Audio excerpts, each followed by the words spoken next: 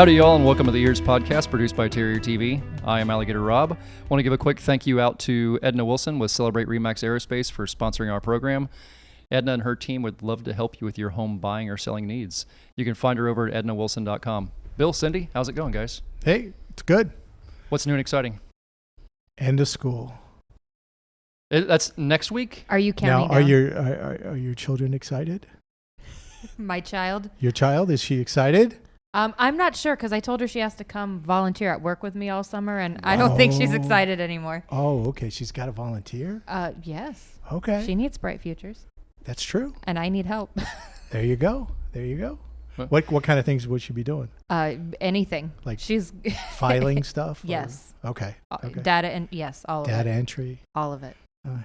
Good luck, She's Maddie. thrilled. She's real happy. She has a secret script for a secret show she's doing. It's a secret, though, so we can't talk about it, but it's a secret script. Don't talk secret about it. Script. The secret script was left on the table. I will make sure that you get a copy of it. Sorry, that was way too funny. No. So anyway, Yes. summer's coming. Yes, School's tell us only got tell one us more about week. this. So yeah, I'm going to Alaska this summer. What part of Alaska? Flying into Fairbanks and going down to Anchorage, all the way down to Seward, and doing a train from Anchorage to Seward, and then doing some kind of boat ride out to a glacier or some island, doing Like dinner Glacier on an National island. Park or My something? brother's planned it all out, Okay. and I told him, I'll do whatever you want to do, man. You just pick it out, and so I'm going with my two brothers, and their wives, and a couple of cousins of mine. That'll be epic. So- Seward's really neat with the glaciers, and if you can go fishing while you're there, the halibut and the salmon will blow your mind. I mean, it's really a lot of fun. You don't even have to be a fishing fan to enjoy it. I hate to tell you, I'm not. And I am also, I will tell you this, everybody that I've known who are avid fishermen love it. They take me out. I am fishing death. You will never catch a thing. You will never catch a thing. My cousin, who was always, every time he took me, we never got a thing. Interesting. So I don't know what it is. It does happen sometimes. Did you bring a camera or a banana with you? No. Because bananas on boats are a bad idea. What? Bananas on boats are a bad idea. You didn't know bananas on boats are bad luck? Store that. I did not know that. Did you know What? that one? Never heard of that. Oh, it's a legit thing. Yeah, bananas on a boat are bad luck. Sometimes I Yeah, there's can't tell if banana you're boat. making something up on the No, spot there's- just to mess with me. There's or- plenty of boats that are named No Bananas for that reason. Really? No bananas? Yeah, So honest to now goodness. wait a yeah. minute. Then how do they get bananas from South America up here? That is one They got to put them super, on boats, don't super they? unlky boat. So banana boats, No, a lot of bad things happen to them? Oh, my garage. They're slippery. No, You're They're killing slippery. me. They're slippery. they're super slippery. No, honest to goodness, it's known to be bad luck on a fishing vessel to have a banana on board, which you think would Okay. be the perfect fruit to bring with you somewhere because it's kind of encapsulated. Right, self-contained, got But- its own wrapper. I'm telling you, I've made a mistake before early on, and yeah, And you people- brought a banana on, and you were shunned? they'll nearly throw you and the banana both off. Yeah, Okay. yeah, Can I do a Jonah thing with you? Just off you go? yep. Yeah, it'd be an adventure, I guess. No, so I did spend some time in Anchorage and in a little town called Palmer outside of Anchorage. Okay. And then in Seward. It's really neat because they launch the boats literally from the shore. There's no boat ramp. They just take it down there in a tractor and put it right in the water because it just drops off so fast. Oh, okay. But there's volcanoes all around through there and stuff. It's really neat. Oh, wow. It'll blow your mind. Okay. Pretty cool adventure. I'm You're gonna looking have fun. forward to it. We're doing an airplane flight at Mount Denali, 3.5 hour airplane going to the summit, Wow. 18,000 feet. And it's not a pressurized airplane. I say you're gonna bring an oxygen tank. You with got to be on oxygen for half an hour. What? Yeah, it's like, this is crazy. Okay, that's pretty. Again, nuts. that's just something my brother came up with. I'm like, are you sure? Oh, yeah, we'll do that. Okay, well, that sounds like an adventure, Bill. I'm looking does, forward to seeing it the does. pictures from that. Me too. Yeah, that'll be the first podcast back. You'll have a lot of stories. Oh, yeah, we'll have a lot of Alaska stories. Yeah, it's pretty epic, buddy. Yep.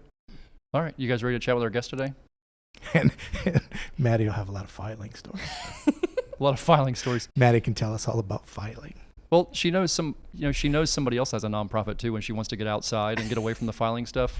We'll kidnap her. She I can think play with she some would critters. much rather volunteer for your nonprofit. She knows a guy. I took her the other day to register for Eastern Florida for her dual enrollment classes, and they were asking her, do you know maybe what major you might want to go for. And I think the only thing that she does know is she absolutely 100% does not want to do what I do. That's Every good. time I ask her, do you think you might want? No, absolutely not. It's a starting point. Yeah. It's a starting point.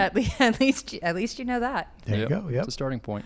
So you guys ready to jump into this? Yeah, let's do it. All right. So today on the podcast, we are joined by Justin Grizzle of Gold Tone. How's it going? Going great. So tell us a little bit about Gold Tone. You guys are kind of a cornerstone business. Really, you guys are part of the community here in Titusville, have been here for a long time. I still remember when the shop used to be out on US 1.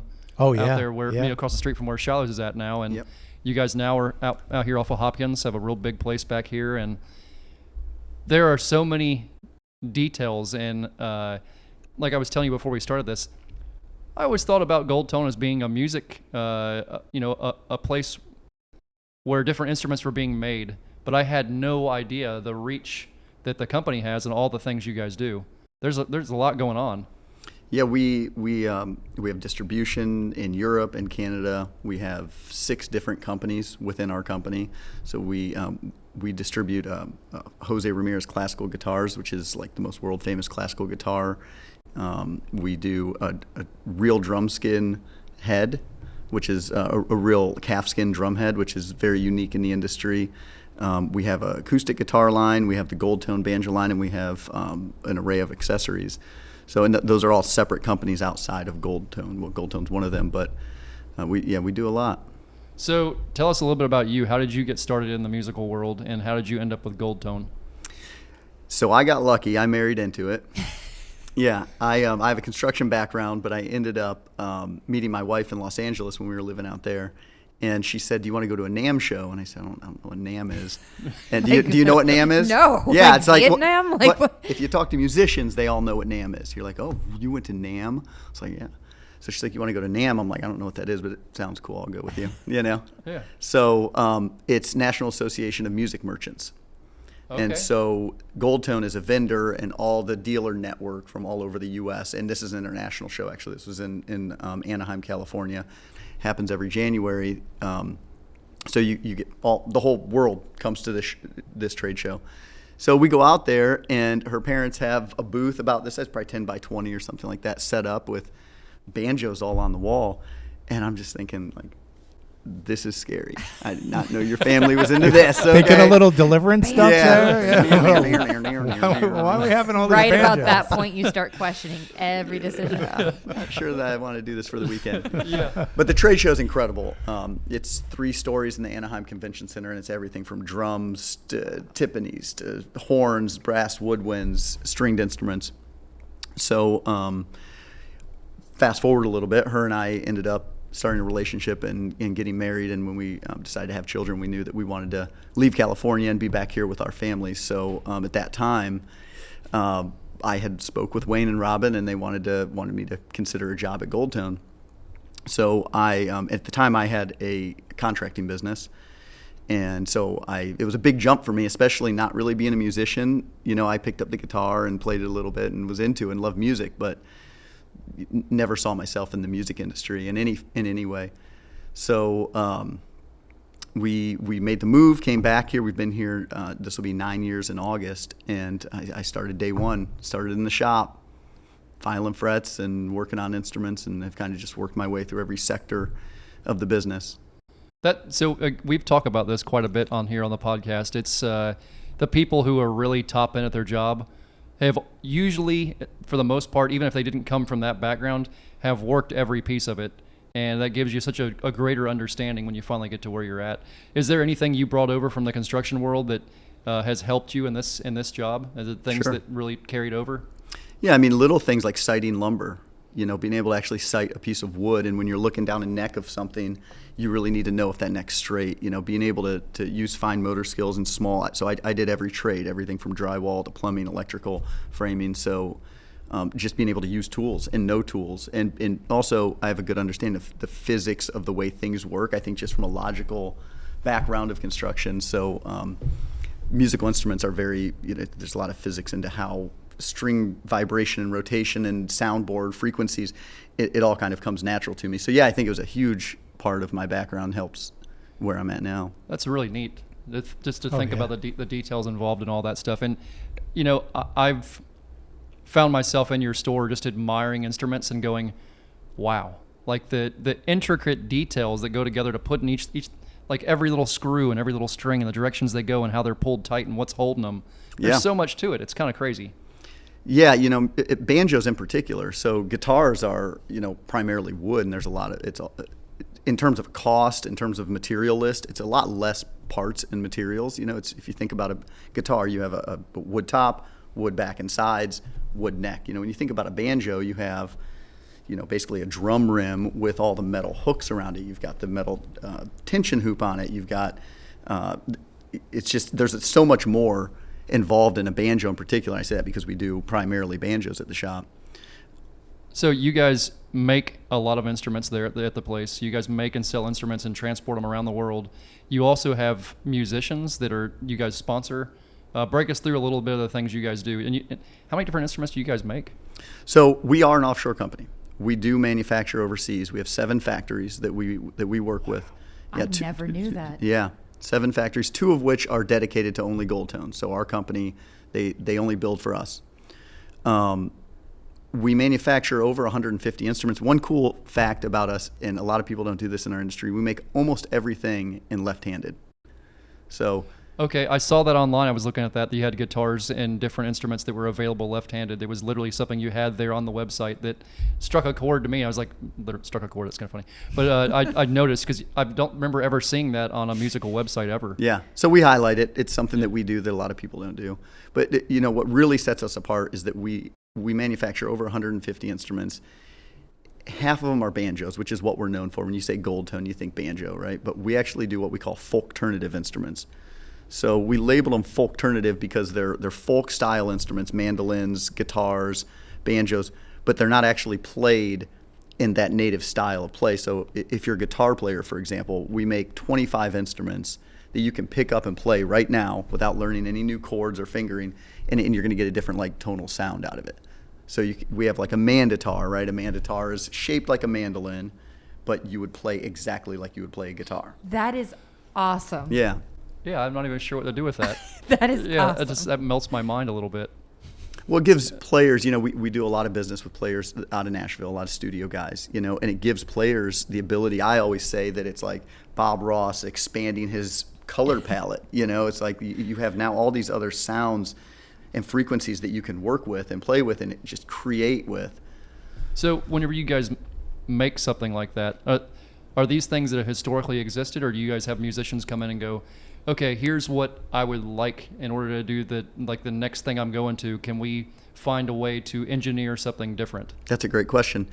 I have found it comes from every angle, every aspect that you can think of. It's customers calling in and saying, hey, what do you think about this 6-string so-and-so? And you're like, that's a terrible idea. And then you go home and you think about it, and you're like, man, maybe that would work.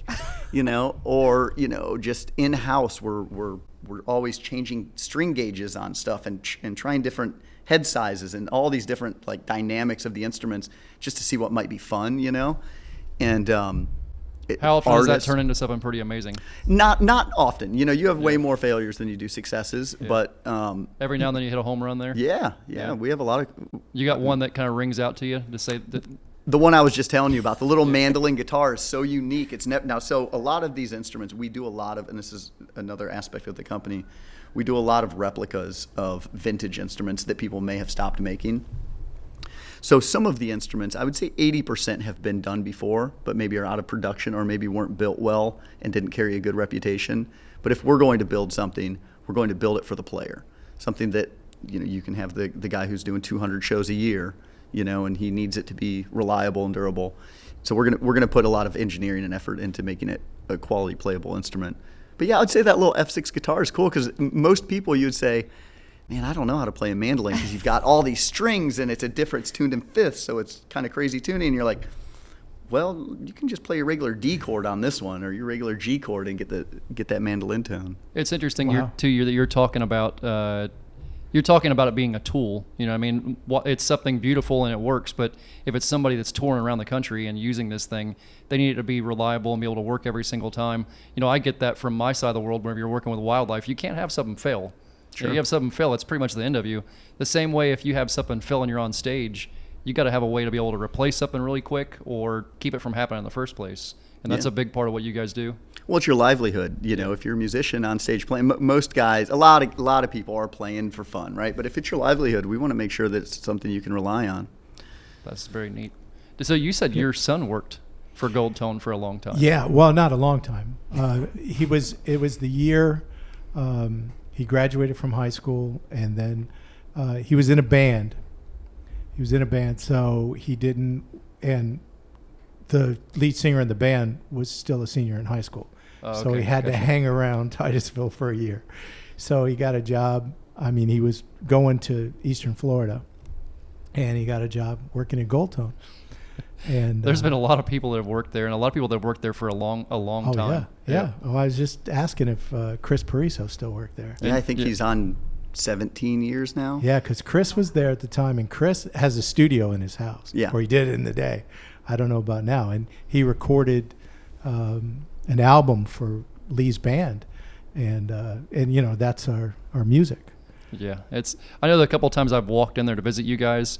It's neat to me just to stand back and watch everybody putting things together or working on things and testing them as they're working on them. Sure. And running through different chords. I just remember standing there just kind of in awe as someone who doesn't play an instrument, kind of going, this is the coolest flipping thing ever. Oh yeah, Like, and this for a is jam up. musician, it's a great place to be.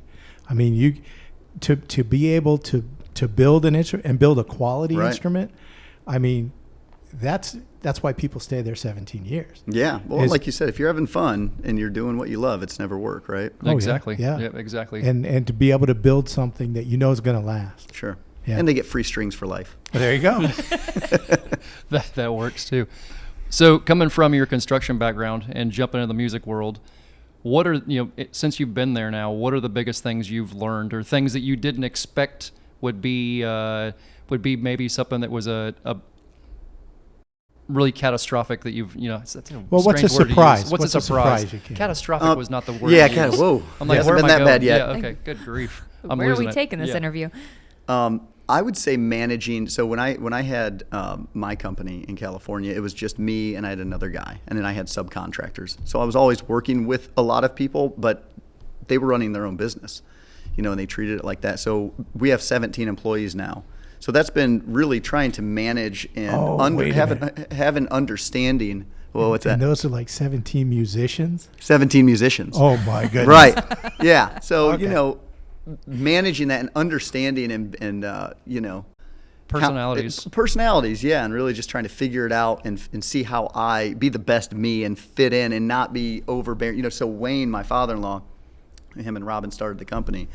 He's so laid back and he's so relaxed, and he's a special guy, but he's got a way of working with people that's different than what I would approach in a business of this size.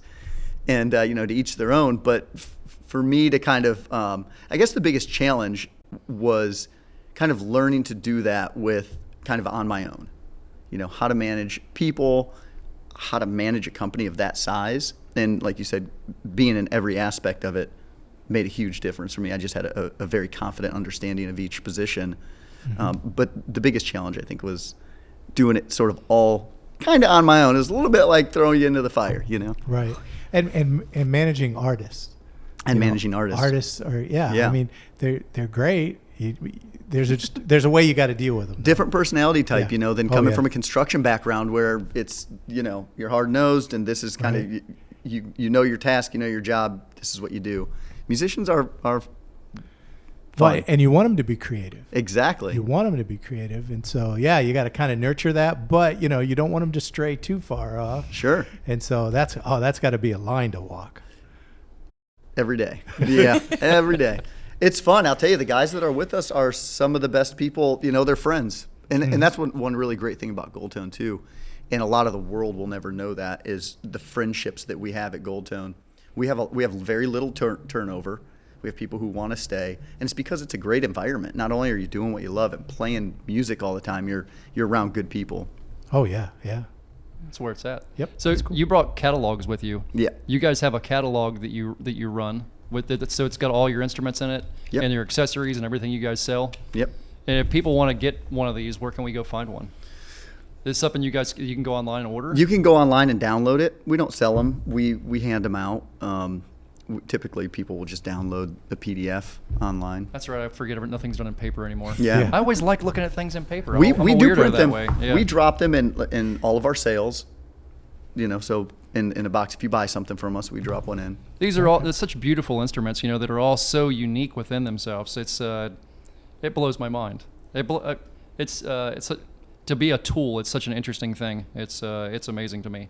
Oh yeah. It's amazing to me. All right, so you want to jump into some trivia? Hold on. We got to go back. Sure. Yeah. Okay. You said something that interests me, and I want to know more about it. You mentioned that there are musicians that Gold Tone sponsors. Exactly. Tell me Sure. about that.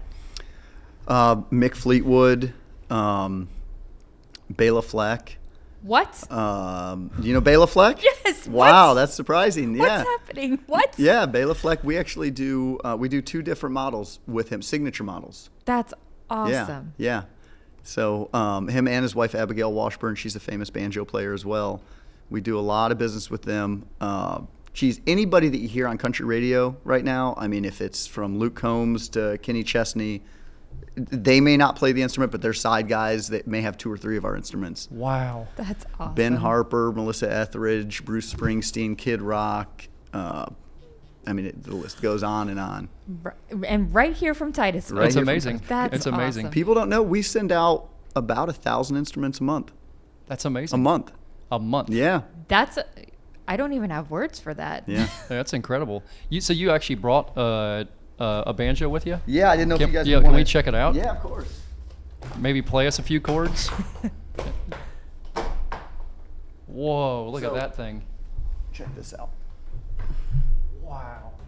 One thing you'll notice is how heavy it is, right? Yeah, no joke. They say you can tell how good a banjo is by how heavy it is. Wow, that thing is beautiful. Yep. That's a work of art, is what that is. Oh yeah. Yeah. I'm afraid to scratch it. Yeah. That is amazing. That is amazing. Yeah, So that joker weighs a ton right there. It does. They're about 13 pounds. And like I was saying, you can see the difference between this and the guitar. Look at all the hardware on it. Oh, it's beautiful. Yeah. And what's really cool about it too is, and this has always fascinated me about it since I got into the business, was every function of each of these pieces, whether it be the hooks, this head, so it's tuned to a particular tension, the angle of the tailpiece, they all play a factor in how the sound and the tone of this produces. So what makes Gold Tone unique in what we do, like I said, we do import, but we do a full makeover on this thing when it comes in. So we pull it completely apart and sort of just reset it up the way that we want it. So when the player gets it, it comes out and it's ready to go. You want me to play something? Yeah, Yes, please do. of Yeah. course. Now, I'm not a great banjo player, okay? So we'll give it a shot. I bet you're better than us. Yes, I guarantee it. Well, you Just guys get to go guessing. next. You'll regret that. Okay, so what are the things you're putting on your fingers? So there's a few different styles of banjo played music, but the style that I'm going to do is called bluegrass 3-finger style. Is that too loud? No.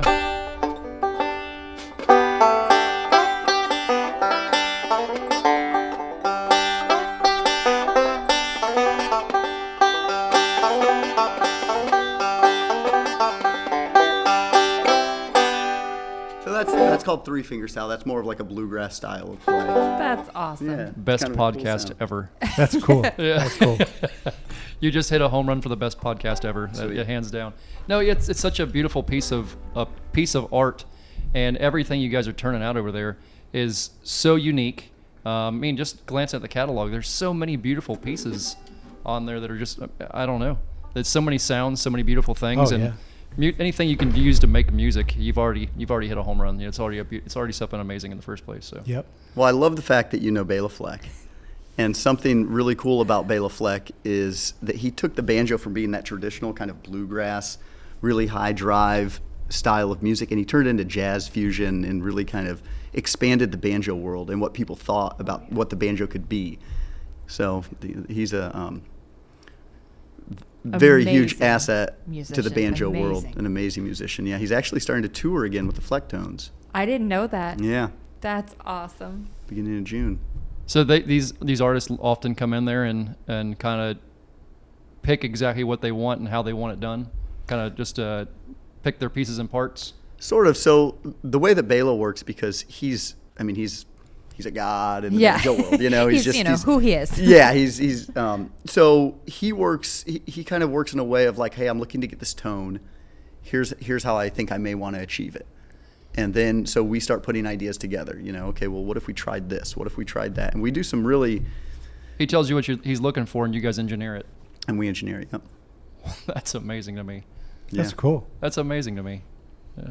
I don't know. My mind's blown easy, but that's pretty crazy. Well, if you don't know who this guy is, definitely need Billy to check him out. Strings? Yes. Do you know Billy Strings? I do not. So we're seeing a big upturn in bluegrass music right now, which is really cool for our business in particular, but also for music. I'm not a fan of a lot of the music that is popular out there, beings that we're musicians and we're in the musician world and know what can be done in the musical world, you know?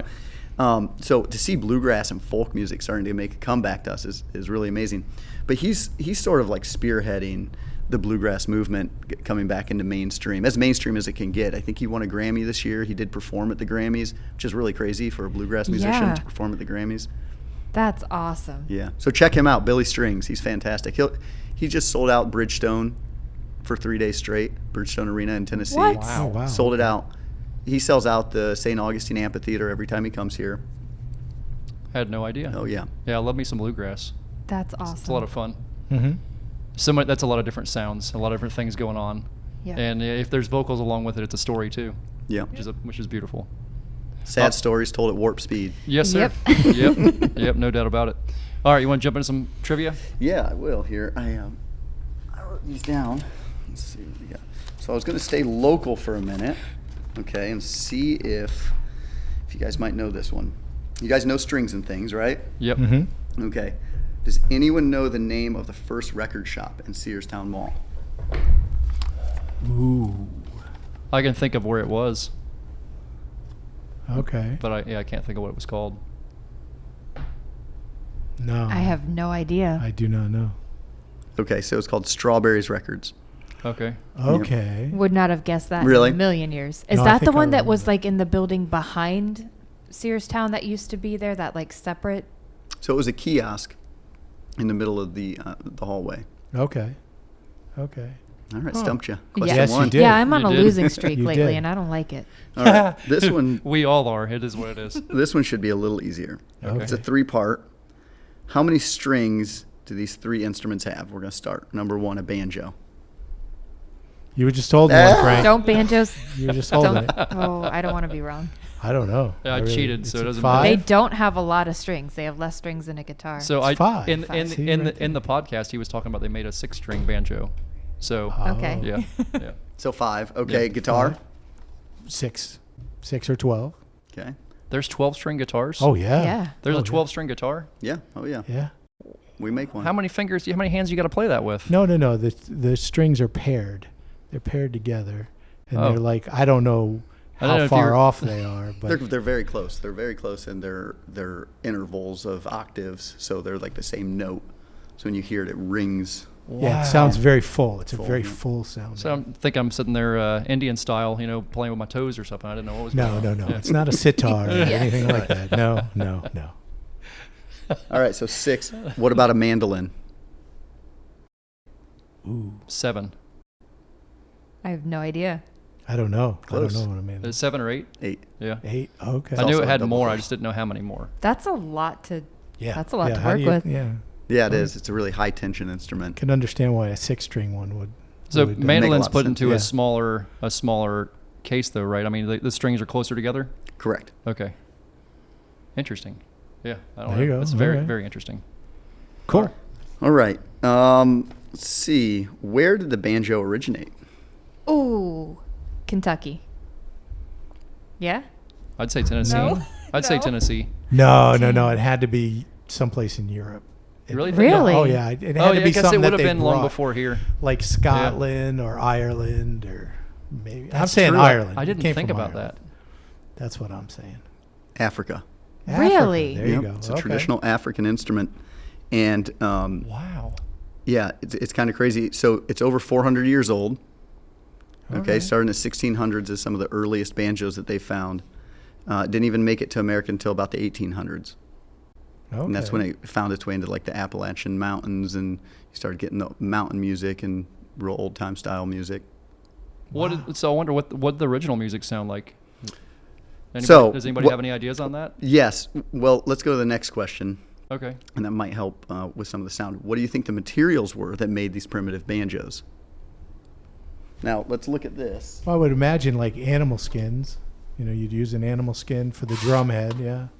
Animal skin for the drum head. What about the strings? Oh, didn't they used to be catgut? Well, that was the violin strings were catgut. Okay. Yep. Goat or sheep goat or or an something. intestine of some sort. Okay. Yeah. See? Wow, yeah. Yeah. So what about the metal? The rim, so it didn't have metal. The way it would be is the rim was a gourd. Oh, okay. Yeah, it was a piece of gourd shell. How cool And is then, that? you're going to start playing banjo. Yeah. I wish I could. I would play it in a heartbeat. And then they'd stretch the head over top of it, and then they would use the string, basically a stick. Now I'm Okay. gonna have to find banjo lessons. There you go. It is what it is. Very neat. Okay, last one. All right. You already answered this, sort of. But since you know that one, I was gonna accept 2 answers for this, but since you already answered this, let's see if anyone can get the other person. Who's the most famous banjo player of all time? Wow. Most famous banjo player. I have no idea. I I wouldn't know where I to always start. think it's Steve Martin, but he's a good he's guess. famous, That's a but good he's guess, not right. the most famous, and that's not exactly what he's known for all the time. So, but Steve Martin, I remember him playing the banjo. Yeah, Fantastic banjo player. Yep. He actually plays a gold tone. does he? Mhm. Wow. Okay. Incredible. He funny story about him.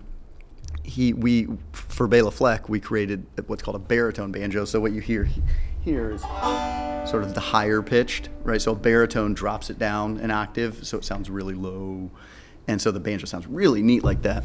So Bela wanted to have that sound, so we developed a larger head and thicker strings to be able to provide that sort of, and we tuned it down a little bit. Okay.